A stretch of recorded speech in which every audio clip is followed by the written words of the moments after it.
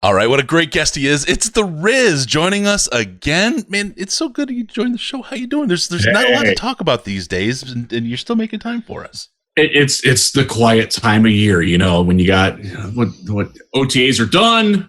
Come on, you got 6 weeks until mini camps or training camp starts. Yeah. What's going on? Oh crap, mini camp. Yeah.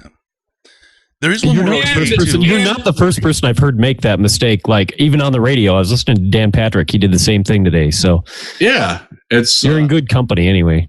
Or Dan's however you feel about Dan Patrick. I love Dan Patrick. You're in company. So he's got the best voice.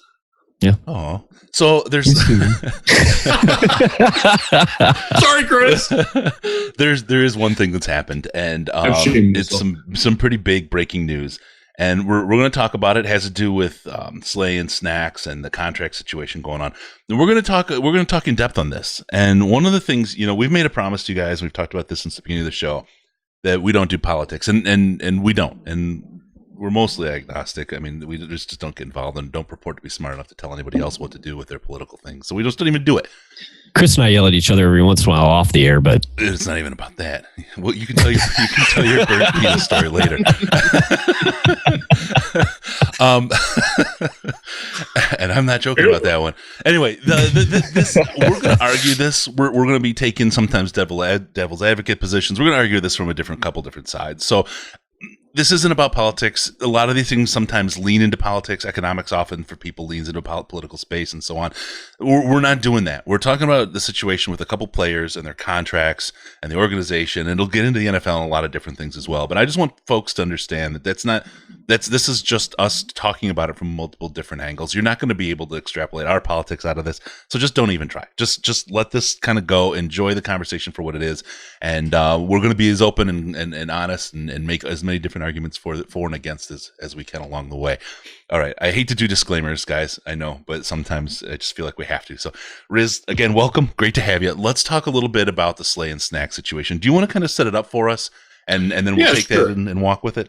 Yeah. So Slay and Snacks are both not at the mandatory mini camp. They were not at OTAs.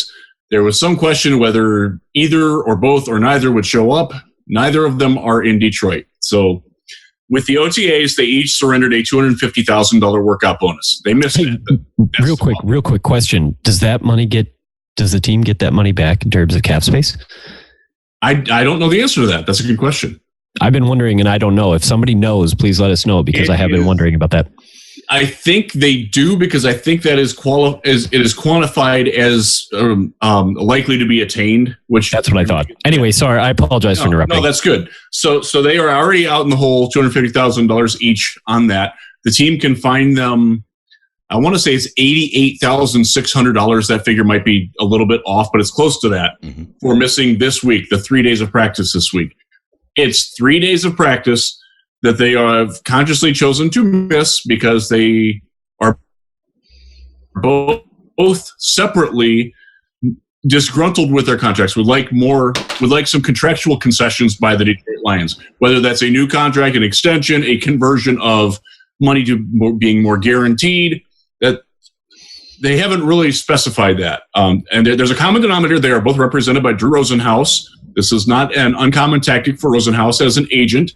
He has approximately 1 out of every 11 players in the NFL in his, entourage fold thing. And they do this a lot. They are not the only players that are sitting out. They are the only ones that we really care about for intents and purposes. But they are different. They are very different situations. And it's frustrating to me, and I know it was the case as well, that they are being lumped together as both, either pay them or why aren't you here, show up and honor your contract, because they have very different situations and backgrounds behind why they are where they are. Mm-hmm. And I do think they need to be treated separately. And I hope that fans, and I hope that I assume that the Lions are doing this, but I hope that the Lions are doing this, that they are treated separately as well, because they really do need to be dealt with differently, because they are, to me anyways, and I know they are the case too, very separate situations and scenarios. All right. So let's You're saying that we're trying to be obnoxiously nuanced here, is basically. All right, let's talk about it. Let's talk about why they're different situations. Start with Slay, and then do Snacks, and we'll start tearing you apart from both. So Darius Slay signed a 4-year contract extension 2 years ago. He has 2 years left on it. Mm-hmm. When he signed it, it made him one of the high, I do not remember the exact details. He was a top 10. Yeah. Oh, easily. And this year now, even with that contract in the third year, he counts more against the salary cap than any other cornerback this year. He is due more in total compensation, according to the salary cap, than any cornerback in the NFL. Some would say that makes him the highest paid cornerback in the NFL in 2019. That's not really accurate because some other guys, Xavier. We know. Average salary is way more like significant to contracts. So he's due $12 million in salary this year, and I want to say it's 10 next year. I think it's 10 next year. I don't know. Mm-hmm. I'm crossing streams. Sorry, but that's a lot of money. Yeah, $22 million, $11 million per year for a cornerback who's. That's it ranks him 13th in the NFL.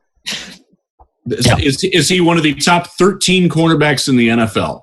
Well, I think we would all agree so. When he wasn't last year. Last year he was not, and that's a complicating factor. He is trying to get more money coming off of what I think we all would agree is probably his worst season since his rookie year. Right. Now he made a Pro Bowl on reputation. He was not that great, so. It frustrates me that he's trying to do this now. He's got 2 years left on this deal. He negotiated the deal. He willingly accepted and signed this deal 2 years ago. Yeah. And now he's upset with the deal that he and his agent is certainly culpable in this, negotiated. Sure. Okay. They don't like what they agreed to. That's very different from what we're going to deal with Snacks. Now they don't. Right now they don't, because if you see the tweets way back then, they were certainly happy. All right, so now yes, they were ecstatic. I want to talk about what's the difference now. So let's go to Snacks. Why is Snacks different than Slay? Why is the circumstances? Okay, Snacks is coming to Detroit from the New York Giants. The Giants traded him with specific reason. We can't pay him what we don't want to. And based on their cap at the time, because they still had Olivier Vernon and Odell Beckham and some other Landon Collins at that time, all those guys are gone now. At that time, they're like, we can't afford to pay this guy. We can't afford to pay $9 million for a nose tackle. Right. So we have always known that the reason why he's in Detroit is because he wants more money. And the Giants were unwilling and at times physically incapable of giving it to him. So the Lions took him on knowing this was coming. This is not a surprise to anybody in the organization. It is not a surprise to Snacks. It is not a surprise to anybody in New York that this is coming. No. Yeah. Even at that, even saying that, and you're absolutely 100% right, he still does have 2 years left on his contract, and that he does. That gives the team a bit of They should. Why would we? And so while he has good reason to feel the way he does, and I don't fault him at all at that. It still is a situation where unless he plans to hold out and miss games, and in which case miss a lot of money, why would the team feel that it doesn't make more sense to do this next year? And that's a good question, and I'm not sure that he's I don't think he understands that either. I think he would like to. I think he's happy with the money that he's due. I just think he wants a guarantee. Yeah. He's due $9 million this year. It's 7.75 next year, something like that. Yep. And that's where I think the big difference is, and I think that's where I can get on Snacks' team, because Snacks, again, he has 2 years left, but I have a lot more empathy. Empathy. Yes, empathy. No, I wish it was empathy. I wish it was. Maybe it's either way. Whatever. I feel bad for him because next time I'm making that much money, I'll he comes in as a UDFA, I'll get back to you. Right? I mean, he doesn't get the Pro Bowl bid, right? His career has been marked by great success along the way, surpassing people's expectations all along the way.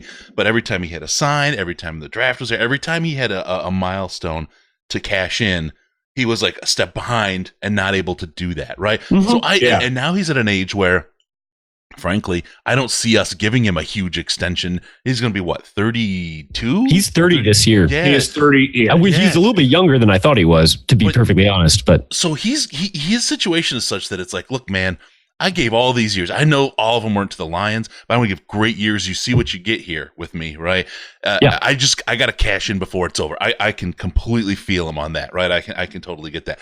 The other side of it is, though, again, you go back to, man, you signed a contract. And that contract's what you got. And if I'm the Lions, I don't see you playing for me. Maybe at least not at that rate, that pay at 32 years old. So what can we do to come to some kind of agreement? Right? There's a negotiation here, but he signed that damn contract, and that's where you get hit every single time. Is this the contract you signed? Now, let me take this in one direction. We'll go several directions here.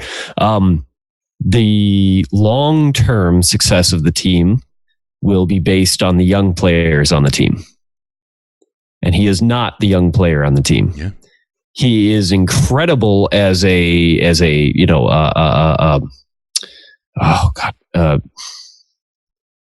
I can't, the word's escaping me, but he's the perfect kind of guy to bring in and fill in a role for you.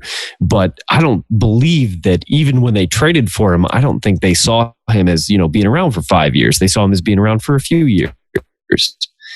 And does it make sense for them to break bank for a guy that they're likely trying, not necessarily trying actively, but that they will be looking to replace, sooner rather than later?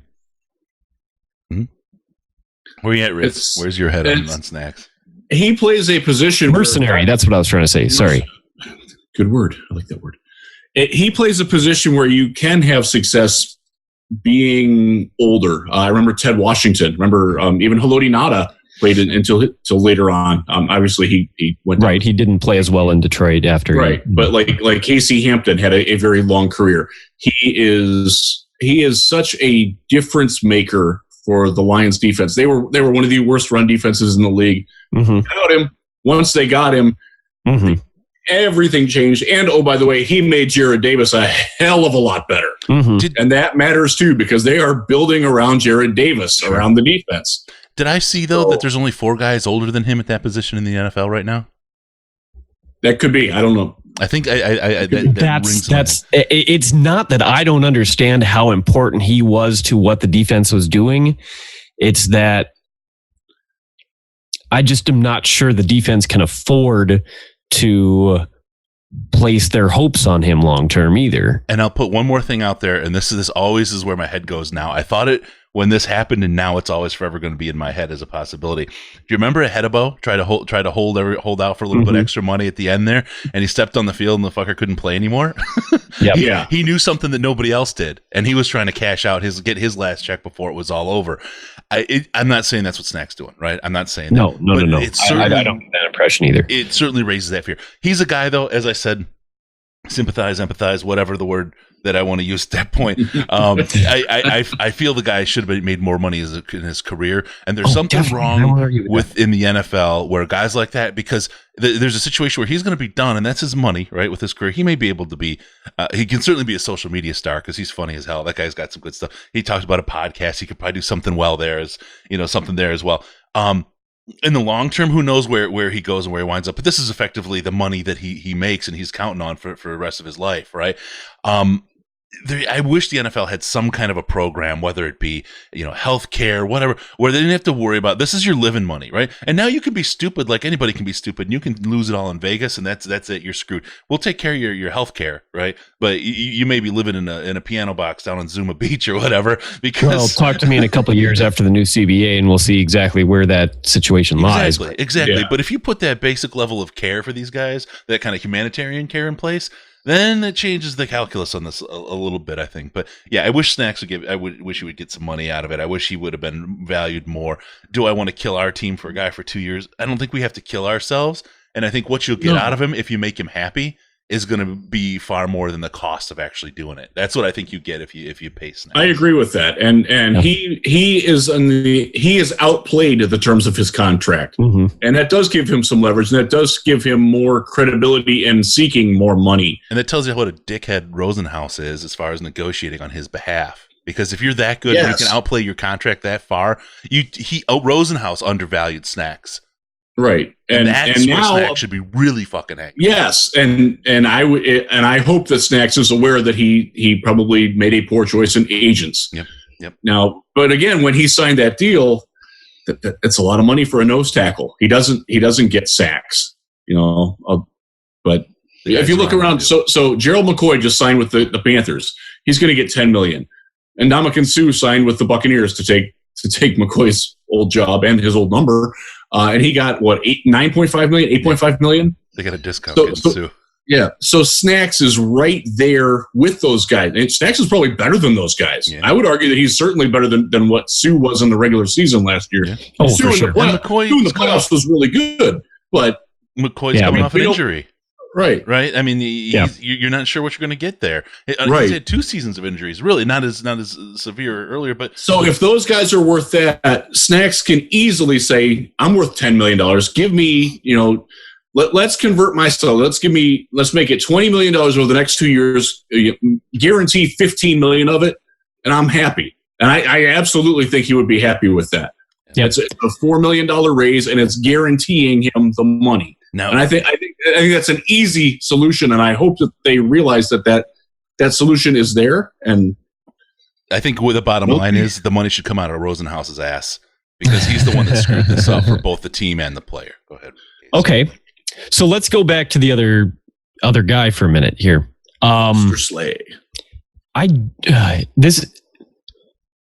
I'm not a hater of Slay at all. I've loved the dude ever since he got here. I like his attitude. I'm okay with him being, one of the few, players on the team that we have that's, a little bit like a chatty, a little bit of that diva, as long as he isn't, straying too far, and he never has. So I don't feel like that's I like everything he does. But how can we not be honest about what exactly happened, this last year? 2 years left on a contract, coming off an injured and season even when he was on the field. I recognize that the team is in a situation where we don't exactly have, somebody who can replace him. But at the same time, how can you allow yourself to be held hostage and then, hope that you're going to be able to, do good things elsewhere? On top of that, is it, and boy, this is going to get me some hate mail. Do it. What's your new Twitter? Selfish. DLP or what was it? Put it out there now. Go ahead. I don't remember. You tell me. I'm gonna look it up because I don't want to get this. Is it selfish of him to not see this from the perspective of all the other players on the team who? It's not. I'm not saying it's Slay's fault that the compensation isn't as high for NFL players as it probably should be. Now, you could get into all kinds of things about that. Like, boy, as I've mentioned several times on this show, boy, wouldn't I love to, trade positions with one of these guys and make what they do and do what they do. I didn't work hard enough to warrant having been considered for that kind of thing. But you don't get to just trade, do you? You don't get to just jump into their spot and move them to where you're at, right? I injury potential and all, I would take that in a heartbeat. So it's like, one doesn't just to get to jump into a different contract. Bit of a hard time. And that's I have a little bit of a hard time like being sympathetic in regards to, it's not exactly like you dudes are poor. And I know that, you may have lingering issues. I have lingering issues too. Everybody has lingering issues. I get that it's a dangerous sport. I get, but no, I'll tell you, I'm going to tell you. Okay. So my issues is are late. It selfish is basically what I'm asking. Yeah, it's absolutely 100% selfish. I'm going to tell you. And so there's one thing, as I'll tell you straight up, I don't think that there's a place for us to tell them how much money is too much money for them to make. No, I won't argue with that. I don't think that's right. There's probably not a place to tell us how much is too much to pay a CEO or a cook or a guy who's fixing your car or whatever. The market shall decide what you should make and how much you can get. It should be no different. Let's not get too political, Chris. I know. It should not be different for any of those people, though. You can't have it one way for one and a different way for someone else. Oh, yeah, well, these players, of course, we look up to them and all that kind of stuff, and they're role models. But if the market should decide what they're available, it should decide for everybody, right? That being said, there's such a thing as a contract in this world. Okay. And you sign a contract, that's a commitment that you've made. I have another contract, one that I signed, and I don't get to just change it. It's a marriage contract. And the fact is, I wish my ex-wife had figured that out if too. If I were to get out of that, it would be very costly.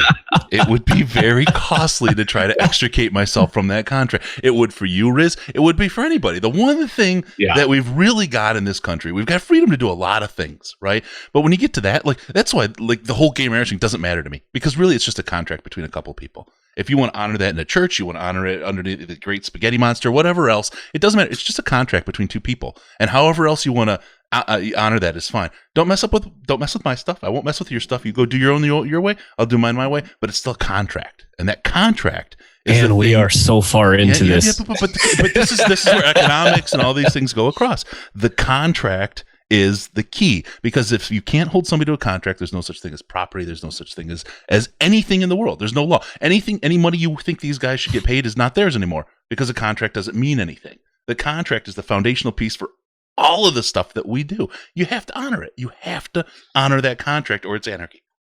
There you go. My fear is that if people hear you and I say what we've just said, that they will think, that we would side with the owners in a, anything. And that is not true. Because there's another contract, which is the CBA, right? Which is what's put a shitty situation on that. We're trying to skirt the, outside of this thing without saying our own, personal things. But I am not here to say that the owners are in the right, that the franchise is in the right for not paying them more money. That's not it at all. I can't emphasize that more. That is not at all my thought. But I look at the other people who are at the OTAs, who are busting their asses so hard to try to make something meaningful, and to all the fans out here who we're the ones who are owed something, or at least that's how I felt before our fan base kind of fell to shit. But that's always a good move. But they don't is bad insult your listeners. The people on the team who are doing everything they possibly can every single day, that's where my sympathy will tend to lie, as opposed to with the individual who feels they aren't. There's a lot of $12 million isn't enough money. There are a lot of other Detroit Lions on this team right now who feel like they are underpaid and would like new contracts. Yeah. And they either don't have the ability of Slay and his representation, power, whatever proxy, they don't have it, or they're like, okay, you know what? I can't do that. I'm not in a position to do that. And that makes me appreciate that Slay understands that he's really good and that he's important. And I never fault players for trying to get more money while they can still get it. But they also have to realize that they might not always get for everything that they ask for. And if you keep asking for it and asking for it and asking for it when you don't deserve it, that doesn't do anybody else any good. So I do think it's a selfish move by Slay. And I think it's completely different from Snacks. I am totally behind Snacks. Whatever he wants, they should give him within reason. Slay, you were happy with this contract a year ago, dude. If you happen to be listening to this, Darius Slay, which you're not, but if this somehow gets to you, do recognize that I do love you. I really do. Yes, I got a signed ball and a bobblehead. I think the guy is absolutely awesome. I think we all love Darius Slay. The Lions are so much better with him, and Lions fandom is better with him because he's an entertaining dude. He's engaging. He's fun. He even said it last night. The Lions fans are the best, and which was great. I'm glad that he said that. As great as he is, he's represented by a ding dong.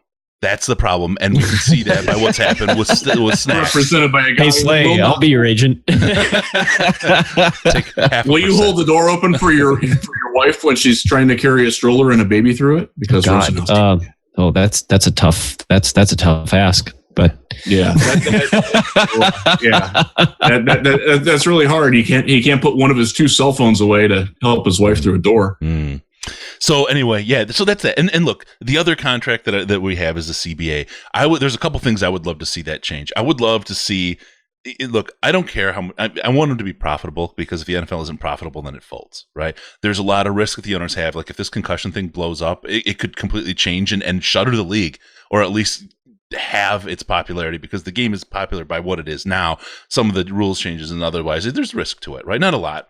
We know that there's not a whole lot of risk, but there's risk that something could happen that's out of their control to the league. But I have nothing against them paying a hell of a lot more to the players. What I'd like to see, though, is maybe a little bit of a compression of the pay scale, where you bring the bottom up. There's a lot of guys making vet minimum, which, you know what, you play a year or whatever, 2 years, and that's it. But they're still spending 20 years of their lives to get there. And there's a cost of what they did to get there. I would love to see the floor lifted for those kind of guys. And like I said, the healthcare thing, the healthcare for life kind of thing put into place. I'm not going to have a lot of sympathy for a guy that walks away with $10 million and has 2 years on a contract and wants to renegotiate it, right? I'm sorry. At $10 million, you could easily retire and do just fine, because if you invest even with some semblance of sanity, your money will double every 7.5 years. You're going to be fine with $10 million. Okay. You'll be fine. I don't care if they make $100 million, right? Whatever fits with the thing. I just want to see the bottom lifted up. I want to see those guys put in a position where they can walk away. And with the whole concept, your money doubling every year, every 7 years, they could retire out of that. You want to see a guy like Leo Kalolo-Matangi get more than $420,000. Yeah. Yeah, absolutely. It'd be great. Absolutely. Me too. They've sacrificed, and those are the guys, I think, that are hurt the most by things like Slay, right? Because he's taking money out of that pot that they could give to guys or sign guys that are lower paid. That's exactly those are the guys that are getting hurt by this. So that's kind of where I think the CBA, I know the CBA is coming up. I know a lot of people are trying to cash in before the CBA, but that's another contract that you have with the league. You're part of that CBA. You're part of that union. What's happening with the CBA and what's happened with your contract, you've agreed to those things. You have to abide by those things. You can change them. But again, a divorce is a marriage is a contract, and a divorce is a very costly separation clause. And I hear the thing that people say, you can cut a player before the contract's over and not let them play again, but they have guaranteed money. And that's part of the contract. That's the part of the contract they also negotiated, and it was negotiated by the team. They get paid that money. So they know the risk of the cut, and they negotiated the guaranteed money as part of that whole thing. So I have a hard time. I love Slay. I love him as a player. I love him as a personality. All over, everything I've seen with Slay, even the interactions I had when he signed stuff and all. Awesome dude. I just think he's being represented by an idiot, and I think that's the problem. I think that's the thing that's hurting him the most. Yes. Sorry, I apologize. Maybe Rosenhaus is really a good guy. I've never met him. I don't know him, but just judging by what we're seeing here, he's not representing his people well. They're getting some bad advice from him, and as a fan and as somebody who has kind of a vested interest in the success of this club, as from that perspective, I'm really just frustrated that this whole thing happens like this, and the two guys that are doing it are connected by the same agent. So you have to point to that's the fulcrum of this whole thing. So the next time that we will chat about this is if they are at training camp or not, and who knows. Mm-hmm. I have somewhat of an inkling that they will get something done with Snacks before then. Yep. Slay, I don't think Slay has a leg to stand on. I think the Lions know that, and I think Rosenhaus knows that, and I think he's trying to pull something over, and it pisses me off. So can you imagine that's 3 more quarterbacks got signed for top dollar in the next, say, 8 months, and then next year Stafford pulled this thing, right? Right? I was paid so much. Now I'm down like 10th or 11th paid for quarterbacks. I still got 2 years left of my contract. I don't like it anymore. People would flip until their Russell shit. Wilson gets $200 million. People would flip their shit if he did that. I mean, it's the same situation here with they Slay. do. They do. Slay, you signed it, man. You just got to play another year. You can probably start negotiating. Right? You could probably make something happen. Get the team. And if he's only laying the seeds for that, that's fine, but he did it wrong. Yeah. No, I want him. I want him signed. I want him on the team. I want him to be a Lion for life. I just think this is too much. And it's one of the things that people have extrapolated about this with the team is it's always freaking something with this team. Bad coaches, bad players, bad development, and now we seem to have a lot of pieces in place, and now we got stupid agents, and it's frustrating. Riz, to tell you what, I know we're running out of time here. I know you got things to do. Give you the last word here before we roll on out. All right, I'll just say one thing. It's an interesting juxtaposition in my professional life that I'm also covering the Cleveland Browns, who have some drama of their own going on. And I want to touch on how it got handled, because it's very different from how the Lions handled things.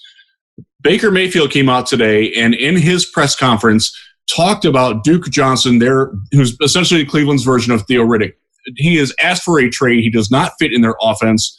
He is the number 3 or number 4 running back.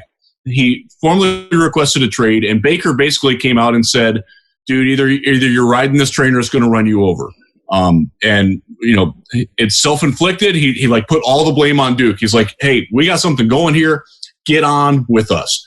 And the way that has been received by the Cleveland media and the Cleveland fans and the national fans is unbelievably positive. Oh my God, this guy's a leader. This is what we want. You hear nothing from Matthew Stafford on this. The organization treats Patricia's press conference today. He wouldn't refer to them by name. It's like they're trying to ignore that there's anything negative going on. Whereas the Browns are out there and they had this with OBJ Baker's out there.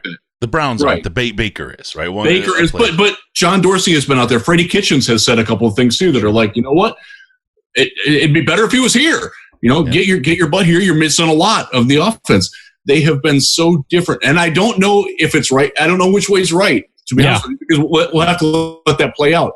But I'll tell you this: the court of a public opinion will tell you that the Browns are handling this a lot better than the Lions. And as a Lions fan, that should bother you, and it bothers me. There you go. All right, Riz, thank you so much, man. Appreciate you joining us.